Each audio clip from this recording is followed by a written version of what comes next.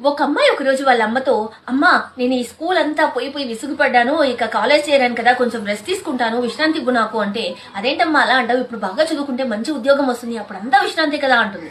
సరే అని బాగా చదువుకొని ఒక మంచి ఉద్యోగంలో సెటిల్ అయిపోతుంది.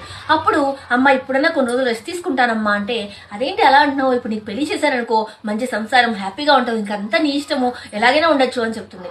సరే అమ్మ అని పెళ్లి చేసుకుంటుంది. పెళ్లి చేసుకున్నాక వాళ్ళ భర్త దగ్గర ఇక నేను కొన్ని రోజులు రెస్ట్ తీసుకుంటాను అంటే, అదేంటి ఇప్పుడే కదా మనము పెళ్లి చేసుకున్నాం, పిల్లలు కావాలి కదా మనకు అంటే, సరే అని పిల్లల్ని కన్నాక ఇక వాళ్ళని పెంచి పెద్ద చేసి వాళ్ళ బాగోగులు చూసి వాళ్ళకు స్కూళ్ళకి రెడీ చేసి వాళ్ళ క్యారియర్లు కట్టి ఇలాగే తన జీవితం ఇంకా అలా పోతూ ఉంటుంది. తనకి అస్సలు విశ్రాంతి అనేదే దొరకదు. తరువాత కొన్ని రోజులు అయ్యాక వీళ్ళు పెద్దవాళ్ళు అయిపోయారు కదా, ఇది ఇప్పుడైనా రెస్ట్ తీసుకుంటారంటే, అదేంటి వాళ్ళ బాధ్యత మనదే కదా, వాళ్ళకి పెళ్లిళ్ళు చేయాలి కదా అని తన భర్త అంటే, సరే అని తర్వాత వాళ్ళ పిల్లలు కూడా పెళ్లి చేసేస్తారు. ఇక రెస్ట్ తీసుకుందాం అనుకుంటుండగా వాళ్ళ కూతురు, అమ్మ నేను ప్రెగ్నెంట్ అని డెలివరీకి వస్తుంది.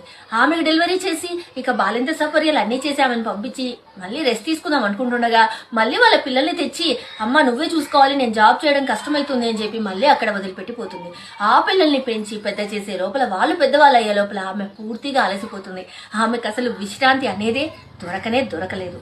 తర్వాత ఒకరోజు దేవుడు, అమ్మ నీ బాధ నేను చూశాను, రామ్మ నేను నీకు విశ్రాంతి ఇస్తాను అని చెప్పి శాశ్వతంగా విశ్రాంతి ఇచ్చేశారు.